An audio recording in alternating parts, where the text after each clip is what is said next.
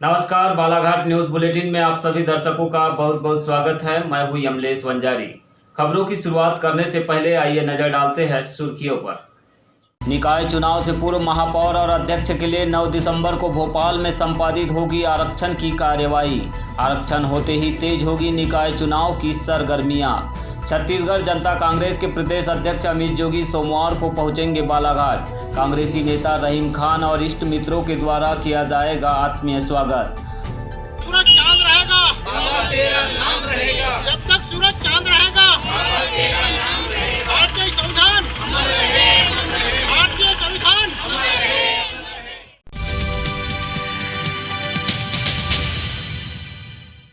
मध्य प्रदेश में आगामी नगरीय निकाय चुनाव से पूर्व महापौर और अध्यक्ष के लिए आरक्षण की कार्यवाही की जा रही है। प्रदेश के नगरपालिक निगमों, नगरपालिका और नगर परिषदों के आगामी सामान्य निर्वाचन के लिए महापौर अध्यक्ष पद के आरक्षण की कार्यवाही 9 दिसंबर 2020 को सुबह 11 बजे से भोपाल के रविंद्र भवन के सभागृह में की जाएगी। महापौर अध्यक्ष पद के लिए आरक्षण की कार्यवाही प्रदेश की 407 नगरीय निकायों के लिए की जाएगी। इनमें 16 नगरपालिक निगम, 99 नगरपालिका और 292 नगर परिषद शामिल है। इससे पहले नगरपालिकाओं में वार्डों का आरक्षण हो चुका है।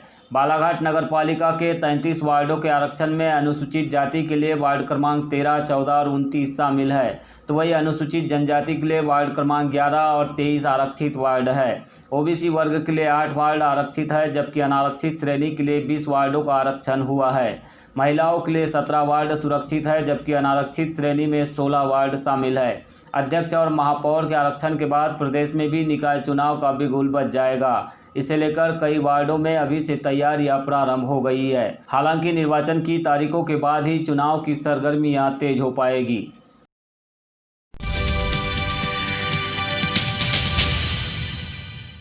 ताम्रनगरी मलाजखंड मोहगांव में 6 दिसंबर को भारत रत्न डॉक्टर बाबा साहेब अम्बेडकर जी का महापरिनिर्वाण दिवस संकल्प दिवस के तौर पर मनाया गया। इस मौके पर नागरिकों ने सबसे पहले डॉक्टर अम्बेडकर प्रतिमा पर माल्यार्पण करते हुए आदरांजलि अर्पित की। इस मौके पर अधिवक्ता धुर्वे ने कहा कि आज देश में संविधान की सुरक्षा को लेकर जनजागृति और बड़े पैमाने पर कार्यक्रम चलाने की जरूरत है। डॉक्टर अम्बेडकर ने अथक प्रयासों से भारतीय नागरिकों के भवितव्य को संविधान में संजोया है, लेकिन देश की सरकारें लगातार निरंकुश होकर संविधान में निगेटिव संशोधन करके देश की एकता और संप्रभुता को खतरे में डाल रही है। ऐसे में हमें एकजुट होकर संघर्ष करने की जरूरत है। कार्यक्रम में मुख्य रूप से अधिवक्ता ब्रह्मे, वाई.आर. बारमाटे, प्रोफेसर आनंद खोब्रागड़े, एच.आर. रानाडे, भाई धुर्वे सहित अन्य नागरिक मौजूद रहे। बालाघाट न्यूज़ के लिए मलाजखंड से अशोक एगारे की यह रिपोर्ट। बाबा साहब की जय जयकार भी उतनी ही जरूरी है जितना हमको उनकी पुस्तकों को पढ़ना जरूरी है। और हम चाहेंगे और ऐसी उम्मीद रखेंगे कि जितने लोग हैं कि हम तो पढ़ ही रहे हैं, साथ में इस बात को अन्य लोगों को बताना है जो अनभिज्ञ हैं, जो नहीं समझ रहे हैं कि इस देश की वास्तविकता, समता, स्वतंत्रता, बंधुत्व को जिन्होंने रखा है और रखते हुए इस संविधान का निर्माण किया है, और उसके तहत आज चाहे वो एक गरीब से गरीब का बेटा हो, चाहे राजा का बेटा हो, आज सब समान है। आज उनकी देन है कि आज कोई भी बड़े से बड़े पद में पहुंच सकता है। अन्यथा इससे पहले कि इतिहास तो आप जानते हैं, और उन्होंने बोला है जो अपना इतिहास नहीं जानता वो अपना इतिहास नहीं बता सकता। साथियों, उनको बताने, उनको कहने, उनको पढ़ने के लिए बहुत सारा चीज़ है। मैं संक्षिप्त में अपनी बात रखते हुए आप सबों को जय भी बोलता हूँ और अंत में श्रद्धा सुमन अर्पित करते हुए प्रणाम।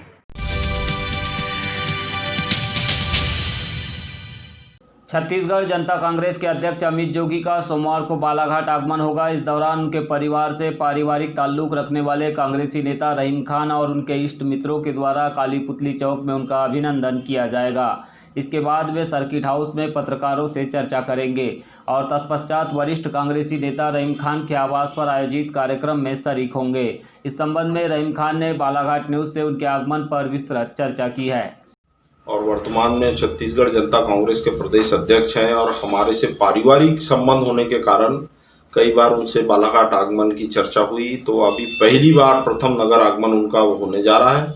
केवल पारिवारिक मिलन के हिसाब से वो यहाँ आ रहे हैं। वे जब आएंगे तो 4 साढ़े 4 बजे के दरमियान बालाघाट उनका आगमन होगा। 4:30 बजे के आसपास हनुमान चौक में उनका स्वागत करके हम सर्किट हाउस तक उनको लाएंगे। सर्किट हाउस में वो कुछ देर विश्राम करेंगे और उसके बाद 10 मिनट के लिए वारासुनी भी जाएंगे। वारासुनी में माननीय अजीत जोगी जी के पूर्व में पीएस रहे पीएल पटले, उनके पिताश्री का निधन हुआ है, तो वहाँ 13वीं का भी एक कार्यक्रम है, तो उसको भी वो 10 मिनट अटेंड करना चाहेंगे। ऐसे में आप इस पूरे कार्यक्रम को किस तरह से ऑर्गेनाइज करेंगे?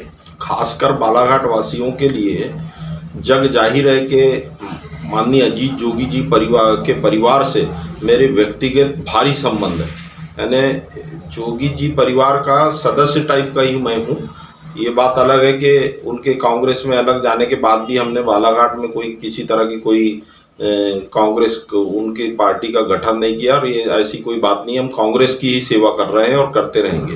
तो इसमें क्या कांग्रेसी भी शामिल होंगे बालाघाट के? नहीं, कांग्रेसियों व्यक्तिगत कार्यक्रम में तो माननीय शिवराज सिंह चौहान मुख्यमंत्री जी के निवास पे और उनके ससुर जी एक्सपायर होते हैं, तो वहाँ कमलनाथ जी खुद शामिल होते हैं और कांग्रेस परिवार के कई लोग जाके शामिल होते हैं। तो ये व्यक्तिगत संबंधों में पारिवारिक संबंधों का कोई आड़ नहीं है, राजनीतिक कार्यक्रम अलग होते हैं। फिर भी ये जो कार्यक्रम आयोजित किया जा रहा है, इसमें क्या रहेगा परिदृश्य, क्या उद्देश्य रहेगा, किस तरह की चर्चा है? उद्देश्य ये है कि माननीय अमित जोगी जी आ रहे हैं। अभी हमारा पर्व भी चल रहा है कि 11वीं शरीफ का, तो उसमें हमने एक न्यास की वो कार्यक्रम रख दिए हैं और हम सोच रहे हैं एक तो गेट टुगेदर होता है पत्रकार साथियों के साथ, गणमान्य नागरिकों के साथ, और हमारे उनके जितने करीबी लोग हैं उनके अजीत जोगी जी इसके पूर्व में माननीय अजीत जोगी जी इसके पूर्व में एक बार नहीं कम से कम 6 बार बालाघाट आ चुके हैं। मध्य प्रदेश कराटे एसोसिएशन के द्वारा आयोजित ऑनलाइन राज्य स्तरीय चैंपियनशिप में बालाघाट जिले को 3 मेडल प्राप्त हुए हैं। इसमें निधि नन्नेट ने गोल्ड मेडल जीता है, तो वही अंजलि झाड़िया ने सिल्वर मेडल और कार्तिक तितरमारे ने ब्रॉन्ज मेडल जीतकर जिले का मान बढ़ाया है। जिला कराटे संघ के द्वारा उनकी इस सफलता पर खिलाड़ियों का सम्मान किया गया और उन्हें बधाई दी गई। बताया गया कि निधि नन्नेट ने नेशनल ऑनलाइन काता चैंपियनशिप में एसोसिएशन ऑफ इंडिया द्वारा आयोजित चैंपियनशिप में क्वालिफाई किया और नेशनल चैंपियनशिप में सिल्वर मेडल प्राप्त किया है। जो भी स्टेट चैंपियनशिप हुई थी उसका नेशनल भी हुई। हम लोगों ने हमारे जो बच्चे स्टेट चैंपियनशिप में कराटे की भाग लिए थे, ऑनलाइन प्रतियोगिता था, तो उसमें हमारे 3 बच्चों का सिलेक्शन हुआ था, जिसमें निधि नन्नेट, अंजलि झाड़िया और कार्तिक, तीनों बच्चों का आज हमने यहाँ सम्मान समारोह आयोजित किया। चूँकि अभी कोरोना का काल चल रहा था और उनके सर्टिफिकेट भी हमारे तक नहीं पहुँचे थे, तो कुछ दिन ज़रूर लेट हुए हम लोग, लेकिन आज हमने स्पेशल बच्चों का सम्मान किया। और अभी हमारी ये कोशिश रही कि अभी ऑनलाइन के माध्यम से भी जो आने वाली प्रतियोगिताएं हैं बच्चे तैयारी करें। हमने अपने जो कोचिंग सेंटर्स हैं वो सभी प्रारंभ कर दिए हैं। जैसे सरकार की जो गाइडलाइन अभी आई हुई है उस गाइडलाइन के अनुसार ही हमारे कोचिंग सेंटर चल रहे हैं। और सबसे अच्छी बात है कि हमने अपनी ब्रांचेस बढ़ा ली हैं, जिसमें अभी आपने निधि को सुना, तो निधि ने भी एक बहुत अच्छी एकेडमी यहाँ डाली है, और साथ में हमारे आशीष बाग जी, दोनों ने ही बालाघाट की हमारी 2 ब्रांचेस समझिए जिला कराटे संघ की यहाँ स्थापित होने जा रही हैं। अभी कौन सी प्रतियोगिता के लिए तैयारी करा रहे हैं और क्या उम्मीद रखते हैं? स्टेट चैंपियनशिप थी, नेशनल के लिए तैयारी चालू है। नेशनल अभी आगे और अभी जो होगी उसमें उम्मीद कर रहे हैं कि हमारे ज़्यादा से ज़्यादा बच्चे पार्टिसिपेट करें।